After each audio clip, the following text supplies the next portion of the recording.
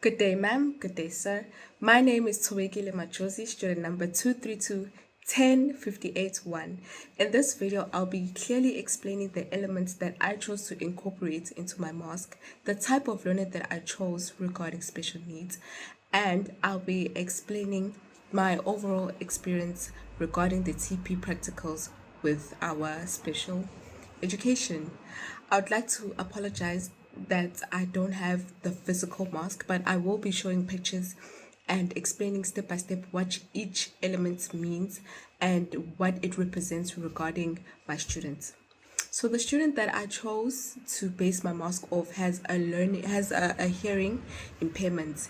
He is completely deaf, but he's profoundly deaf, so he can't hear both of his ears, but he can hear like loud noises. So now I'll be showing my mask and I'll be explaining what each element means. So the color of the mask is blue. The color blue is the color blue represents deafness. It's a oh, excuse me. The color blue represents deaf awareness. And the book represents that the student is really bright when it comes to his studies, because I remember even during our practicals, the teachers would would speak highly of the student in terms of his academics, that even though he's in grade 4, he understands a lot of the work regardless of his learning impairments.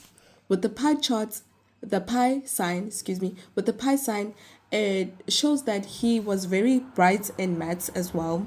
Like he really grasped the concept easily, and he could easily work out the equations when it came to doing his maths activities. With the pencil represents how creative he was. Because when it came to coding and robotics, the teachers also said that no, he's a very sharp student and he can easily grasp a concept and fine tune it into something original. So the pencil showcases his creativity. The yellow sign on top, I don't know if you can see that clearly, but here's another picture. The yellow sign on top represents sign language, this one, and this one. It represents how they communicate using their hands, and these are just signs that means I love you and thank you. The squiggly lines, as you can see, there are different squiggly lines here and here on top. Here are more squiggly lines. Those represent the sound waves. Since deaf students can't talk and you have to translate what they say. So we'll listen to what is being said and we'll translate for them. Hence, the sound waves are the sounds that are being spoken or being said, and you as an educator will translate that for them using sign language. The atom clearly explains that it's a very powerful language that one needs to know. And then the globe. The globe shows the significance that it is a universal language. It goes to show that being deaf isn't a African concept or an Asian concept. It's a universal language that needs to be understood by each and every person in order for them to be able to communicate with them. It also goes to show that it doesn't just start or end in Africa. It's everywhere. Everywhere you go, you'll find someone who knows or who is willing to learn sign language. And it's becoming an official language soon enough.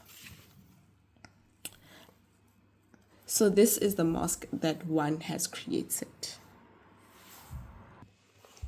The design elements that one has chosen to incorporate into the mask, explaining this deaf student, goes to show that I was truly trying to show what type of learner he is first and foremost. He's a very bright, kind, and kind-hearted student. He was very social. You could see that he wanted to communicate with one. It's just that one didn't know how to sign language. And that is why I chose to incorporate these elements into my mask, because I feel like it represented him very well based on the type of person he was.